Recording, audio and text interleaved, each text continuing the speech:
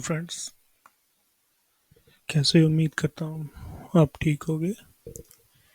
Welcome back to the playlist.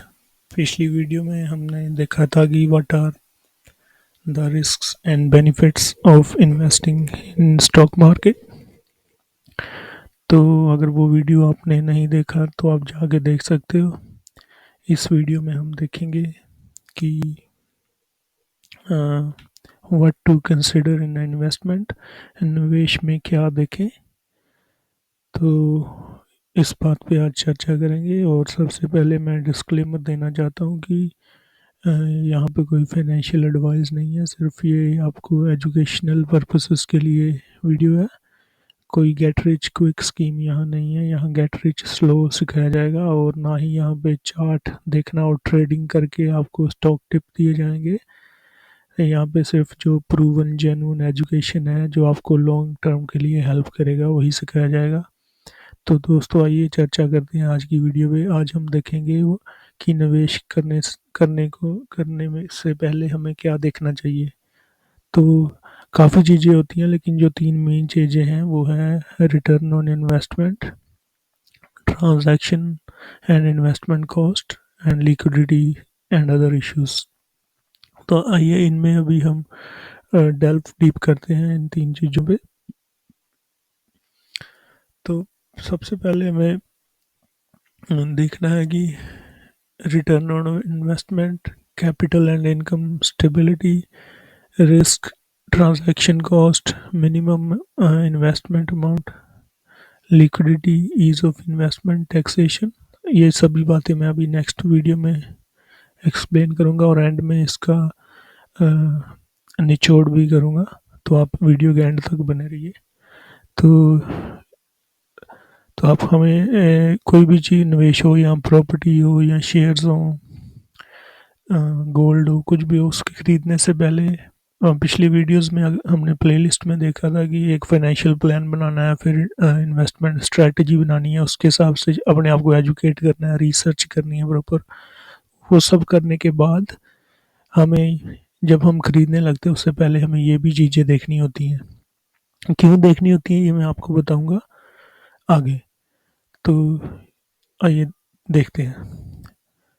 तो return on investment हमें देखनी होती है, और capital and income security. Return on investment की हमने जो लगाया वो जो हमें वापस मिलना है। हमें 2 रुपीज़ लगाए और वापस हमें 4 मिलेंगे, उसे, ये दो को हम रिटर्न ऑन इन्वेस्टमेंट बोलते हैं। ठीक है। तो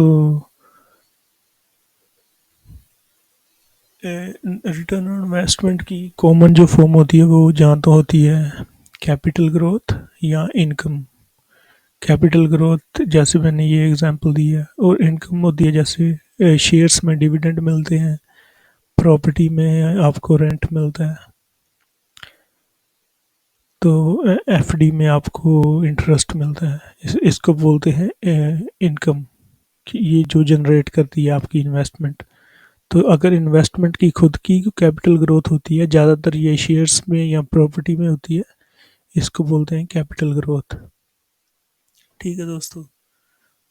तो अभी उससे नेक्स्ट चीज़ हमें जो देखनी है, अपने रिस्क देखने हैं और ट्रांजैक्शन कॉस्ट देखनी है। ठीक है। रिस्क में सबसे पहले आता है इन्फ्लेशन। ये कुछ एग्जांपल मैंने दिए। इन्फ्लेशन मतलब महंगाई, कि आपका जो पैसा है जिस भी कंट्री में हो आप, उसकी, उस देश की महंगाई दर क्या है। ये इंडियन की महंगाई दर है जो आरबीआई द्वारा पब्लिश्ड है। तो यहाँ पे आप देख सकते हैं 6%, 5%, 8, 7, 6, 5। तो इस, अगर आपको अपना पैसा सेफ रखना है, सबसे पहला रिस्क है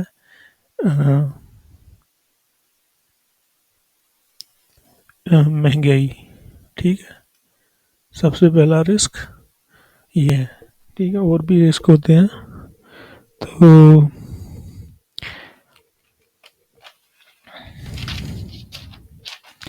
और भी रिस्क होते हैं, जैसे अब हमें ये नहीं देखना चाहिए, सिर्फ ये नहीं देखना चाहिए आज हमने हमें कितने पैसे वापस मिलेंगे, क्योंकि उसमें आपको महंगाई भी इंक्लूड करनी है। ठीक है,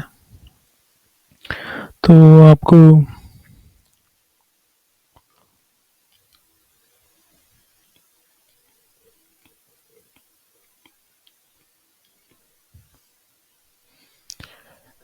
फॉर एग्जांपल मैं बैक जाके आपको एक्सप्लेन करता हूँ ये।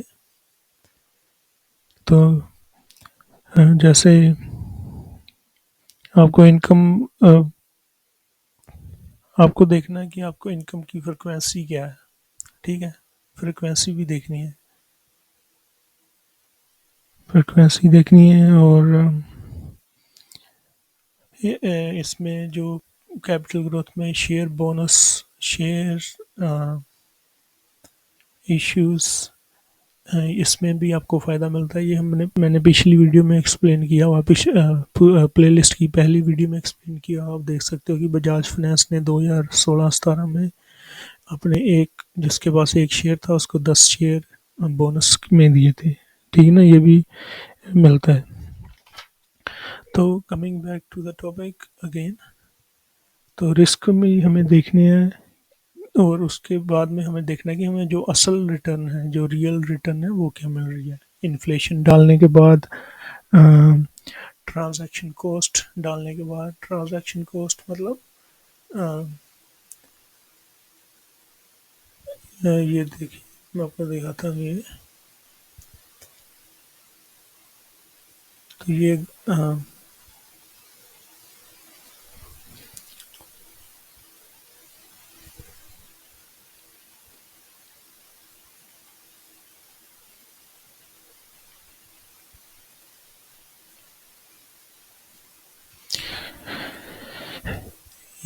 बॉन्ड जो होते हैं, गवर्नमेंट बॉन्ड है, उसकी ये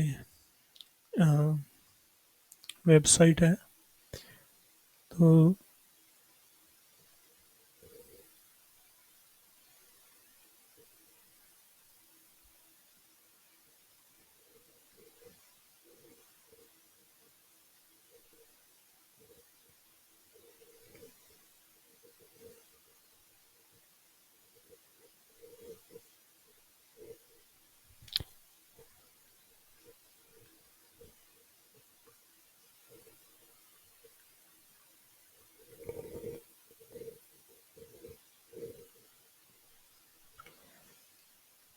तो उसमें रेट, जो रिटर्न रेट होता है आपके प्रिंसिपल के ऊपर, वो भी दिखाया जाता है। लेकिन उसका मतलब ये नहीं है कि आपको आपकी रिटर्न एक्चुअल में इतनी मिलेगी, क्योंकि आपको जब इन्फ्लेशन डालोगे, इसमें इन्फ्लेशन इंक्लूड करोगे, फिर इसमें ये गवर्नमेंट सिक्योरिटीज़ की एग्जांपल दिखा रहा हूँ। तो इसमें इन्फ्लेशन इंक्लूड करोगे, 6% तो इन्फ्लेशन है, साल आपने इन्वेस्ट किया, ये तो आपकी मतलब 0.38% बनेगी, है ना। तो आपको ये चीज़ें देखनी है। उसके ऊपर अगर आपने ब्रोकरेज ट्रांजैक्शंस लगा दिए, ब्रोकरेज,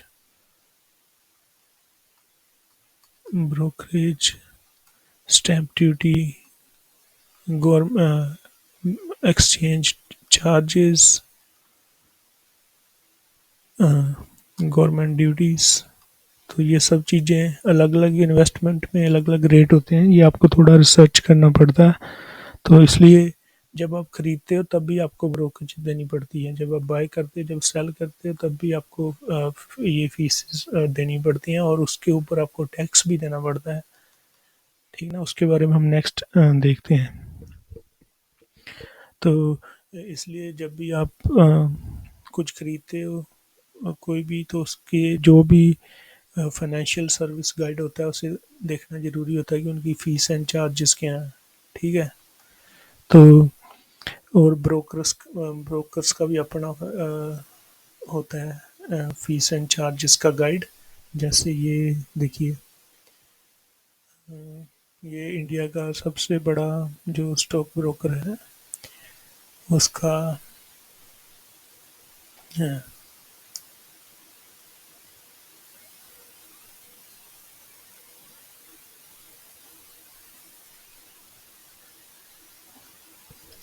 ये सॉरी, ये इंटरनेट बहुत स्लो हो गया। तो ये देखिए इनका प्राइसिंग बताया हुआ है ना, तो ये पूरा प्राइसिंग जानने, तो ये आपको डॉक्यूमेंट्स में भी सेंड करते हैं। ये देखिए ये सारे फीस एंड चार्जेस आपको कंसिडर करने हैं। जब आप खरीदते और बेचते हो तो आपको ये सारे चार्जेस लगते हैं। इसमें कुछ आपको समझ ना आए तो मेरे को कमेंट में बताइए, मैं आपको आंसर कर दूंगा। ठीक है दोस्तों, शेयर्स में ज़्यादातर कोई ऑन गोइंग फ़ीस नहीं होती, अ, उसको होल्ड करने की कोई फ़ीस नहीं होती, लेकिन इंडिया में है। वो आपको जो सी डी एस एल या डीमैट चार्जेस होते हैं जिसको बोलते हैं, वो देने पड़ते हैं। तो इतने ज़्यादा नहीं होते, लेकिन फ़ीस वो एक होल्डिंग फ़ीस होती है। ठीक है दोस्तों, तो ये देखिए मैंने यहाँ पे एग्जांपल डाला हुआ है।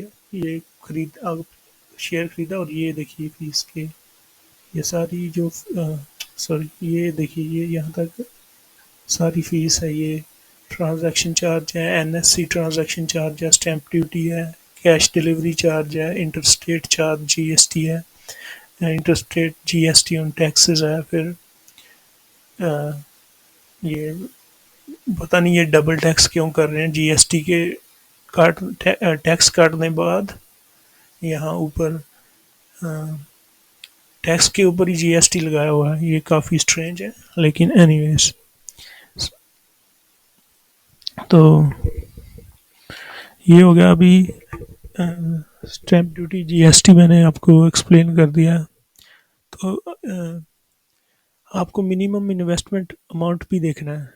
ठीक है, कई चीज़ों में एंट्री आसान होती है, जैसे शेयर्स हो गए या ईटीएफ हो गया ना, यहाँ पे आप आसानी से एंटर कर सकते हो। लेकिन प्रॉपर्टी, ये देखिए मैंने एग्जांपल दिया, प्रॉपर्टी में आप आसानी से एंटर नहीं कर सकते। इसकी कीमत है 80 लाख। तो आपको इतनी मिनिमम इन्वेस्टमेंट चाहिए, या अगर आप लेवरेज पे कर रहे हो तो जितना भी आपको बैंक देगा उसको जो डिपॉजिट के लोन डिपॉजिट करने के बाद आप उतना ही आपका मिनिमम इन्वेस्टमेंट है। लेकिन शेयर्स में ऐसा नहीं है, शेयर्स में कम होता है। लेकिन ज़्यादा कम अमाउंट डालने से एक रूल ऑफ थंब है कि आप एक मिनिमम 1 लाख रुपया डालें जब भी डालें। ये आपके सारे जो ब्रोकरेज हैं ये या बाकी चार्जेस हैं उसको कवर कर लेता है। ठीक है, मिनिमम इन्वेस्टमेंट हो गया जी। तो आपको अ, ये भी देखना है कि तो आपने ये देख लिया ना कि मिनिमम इन्वेस्टमेंट होता है, एक एंट्री भी होता है कि कितनी आसानी से आप एंटर कर सकते हो। अगर फॉर एग्जांपल आपको प्रॉपर्टी खरीदना है, तो ये नहीं है कि अगर आपको आज खरीदना है तो आपको परसों 3 दिन बाद प्रॉपर्टी मिल जाएगी, ऐसा नहीं होता। तो ये भी आपको देखना है। अगर फॉर एग्जांपल शेयर्स में ये थोड़ा आसान रहता है।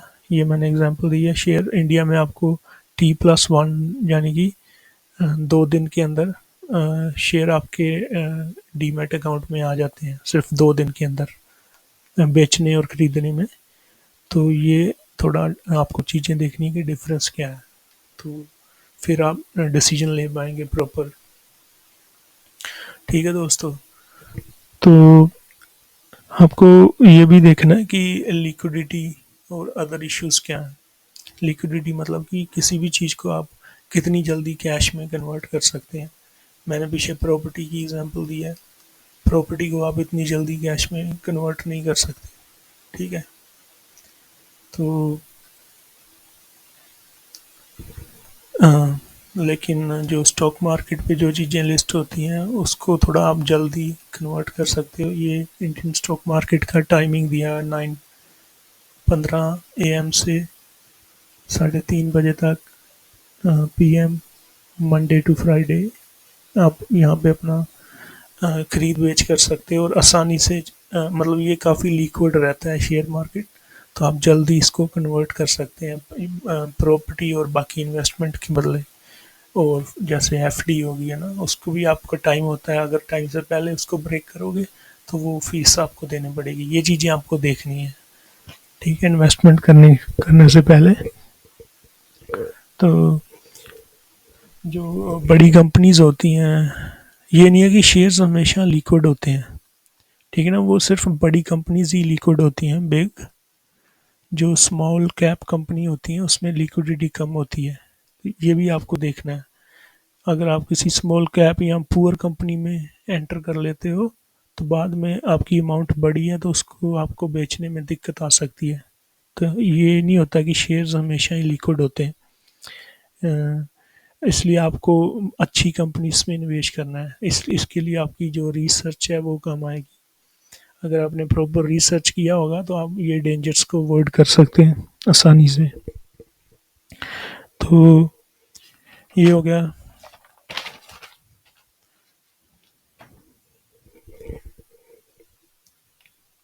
तो जो अ, मैं आपको ये देखिए शेयर प्राइस लाइव यहाँ पे दिखाया हुआ है। अभी तो स्टॉक मार्केट बंद है लेकिन जब ये चलेगी तो तभी ये लाइव दिखाता है। ये लार्ज कैप कंपनीज हैं, इनमें लिक्विडिटी ज़्यादा होती है, लेकिन जैसे जैसे आप नीचे जाते जाएंगे तो जो पुअर क्वालिटी कंपनी है उनकी लिक्विडिटी कम रहती है। ठीक है दोस्तों, तो ये हो गया, आपने देख लिया लिक्विडिटी, देख लिया ईज ऑफ इन्वेस्टमेंट, मतलब आप कितनी आसानी से इन्वेस्ट कर सकते हैं। शेयर्स में आप बहुत आसानी से इन्वेस्ट कर सकते हैं, लेकिन इसका मतलब ये नहीं है कि आपको रिसर्च नहीं करना, आपको रिसर्च करना है। लेकिन वो आप आसानी से खरीद बेच सकते हैं ना, जैसे मैं बताया कि मंडे टू फ्राइडे लिक्विडिटी हो तो जब भी मर्जी बेच सकते। प्रॉपर्टी में ऐसा नहीं, प्रॉपर्टी में आपको थोड़ा टाइम लगता है, उसमें लिक्विडिटी थोड़ी स्लो रहती है और आप इतनी आसानी से उसको नहीं कर सकते। आपको पहले ब्रोकर ढूंढना पड़ेगा, फिर एजेंट ढूंढना पड़ेगा ना, फिर बैंकर ढूंढना पड़ेगा। तो फिर बाकी आपको स्टैंप ड्यूटी चार्जेस लगेंगे। और आपको वकील लॉयर चाहिए अपने डॉक्यूमेंट वगैरह रेडी करने के लिए। फिर प्रॉपर्टी का चेक करना पड़ेगा कोई फ्रॉड प्रॉपर्टी तो नहीं है। ये सारी चीज़ें देखनी होती हैं।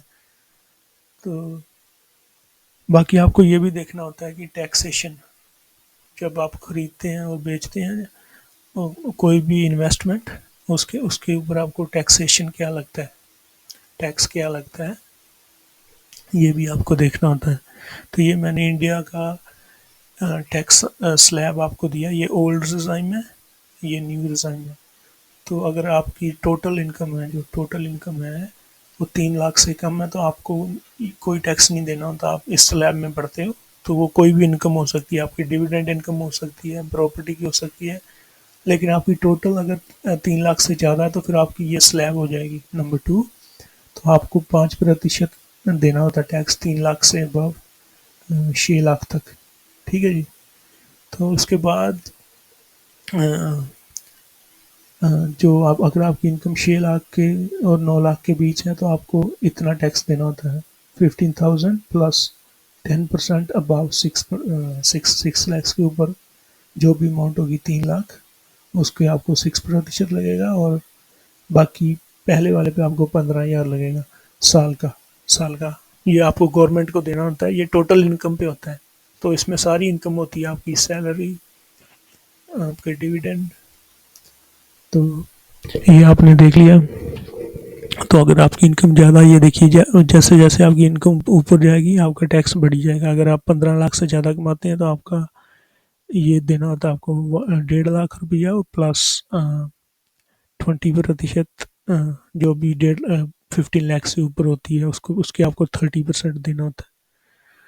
ठीक है दोस्तों, ये एक टैक्स हो गया। और बाकी भी टैक्स होते हैं, मैं बताता हूँ आपको। कैपिटल गेंस टैक्स होता है, सॉरी डिविडेंड पे भी जो टैक्स होता है ये आपकी इनकम स्लैब के अंदर ही आता है। अगर ये देखिए, जो डिविडेंड इनकम आपको मिलती है उस पर एक तो फ्रैंक्ड डिविडेंड होता है, एक अनफ्रैंक्ड होता है। ठीक है। तो फ्रैंक डिविडेंड में ऐसा होता है कि कंपनी टैक्स नहीं देती गवर्नमेंट को वो डिविडेंड पे। सॉरी, अनफ्रैंक्ड में होता है ये, कंपनी टैक्स नहीं देती गवर्नमेंट को, वो सीधा डिविडेंड आपको दे देती है। तो गवर्नमेंट क्या करती है, गवर्नमेंट ये करती है कि आपकी जो भी टोटल इनकम होती है ना, जैसे मैंने पीछे आपको बताया इनकम स्लैब, आप जिस भी इनकम स्लैब में फॉल करोगे, तो ये देखिए, ये जिस भी इनकम स्लैब में आप फॉल करोगे वहाँ पे आपको गवर्नमेंट वो डिविडेंड भी उस इनकम में डाल के जितना आपका टैक्स बनता है उतना लेगी। ठीक है, मान लो आप 3 लाख से कम वाले स्लैब में, तो आपको कोई टैक्स नहीं देना पड़ेगा। लेकिन जैसे जैसे जो भी इनकम होगी उसमें ये आपकी इनकम में इंक्लूड हो जाएगा। लेकिन एक होता है अनफ्रैंक्ड। इसमें क्या होता है कि कंपनी पहले टैक्स दे देती है आपके डिविडेंड पर। तो जो आपको अमाउंट मिलती है वो एक डिविडेंड मिलता है ना, तो बाकी जो उसने टैक्स दिया होता है उसके बदले आपको कंपनी इम्पुटेशन क्रेडिट दे देती है। आपके पैन नंबर पे से ये लिंक होता है और ये सीधा आपके इनकम टैक्स वाले डिपार्टमेंट के साथ जाएगा। तो जब आप अपना टैक्स फाइल करोगे ना, तो मान लो आपको गवर्नमेंट को 150,000 टैक्स देना है, तो आपको आप जो भी इम्पुटेशन क्रेडिट होता है वो डिविडेंड का, उसको उस क्रेडिट्स को आप ऑफसेट कर सकते हो, यानी कि ये अमाउंट आप कम कर सकते हो ना। मान लो आपको 10,000 के इम्पुटेशन क्रेडिट मिले, तो आप 150,000 के बदले 140,000 पे ही इतना ही टैक्स दोगे। तो ये आपको, तो ये डिफरेंस है। ये नीचे दिखाया कि जब कंपनी टैक्स नहीं देती और जब कंपनी आपको डिविडेंड पे टैक्स देती है आपको ज़्यादा अमाउंट मिलती है। ये डिफरेंस है। तो ऐसी चीज़ें आपको दोस्तों देखनी है निवेश करने से पहले। और ये नेक्स्ट जो चीज़ है, जब आप शेयर बेचते हो ना, यानी कि आपका ये बाय प्राइस है और ये आपका सेल प्राइस है। अगर आपका जो बाय प्राइस है, और सॉरी सेल प्राइस है, आपके बाय प्राइस से ज़्यादा है, और जो जितना भी ज़्यादा ये प्राइस पे आपने बेचा, यानी कि रियलाइज्ड मतलब जब आपने बेचा, ऐसा नहीं कि जो पेपर पे दिख रहा है वो नहीं है। जब आपने बेचा, यानी कि ये वीडियो 2024 में बन रहा है और कानून बदलते रहते हैं। तो आज अभी तक तो ऐसा ही है कि जब आप बेचोगे उसी पर आपको जो कैपिटल गेन है उसी पे टैक्स देना पड़ता है। तो इंडिया स्ट्रेंजली चेंज कर दिए हैं रूल अभी आपको। तो एक ये होता है कैपिटल गेन।